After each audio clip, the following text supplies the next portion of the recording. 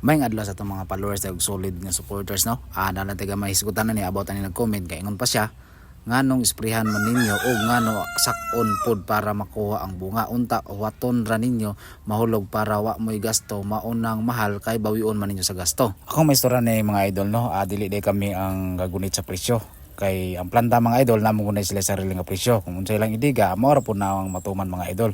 Unya karon og ang planta idol nga ilangan sila durian nga walay mga tamasok, kailangan sila og guwang dili sila mokuha og hinog. Siyempre mga idol mo dito ihatag nimo katong mga good quality. Nya karon mga idol kay ingon man nimo nga dili na lang nato isprehan unya dili na lang pud nato arbisog guwang atong ipatagak. Idol dili gina siya pwede sa planta. So karon mga idol umadto ang planta sa inyong balay no, miingon nga kuha naman yung durian og inana nga presyo. Unya pagtan-aw day puno day kay siya og tamasok gipang ulo day magmahay jud idol sa muntag ingnon kag presyo nga mao ni. Kaingon jud kag idol atay saya nga sa durian may pagyatiman ko tutong panahon na da. Amo na ingon ako sa mga idol no nga dili jud kami ang nagbot sa presyo ani mga idol.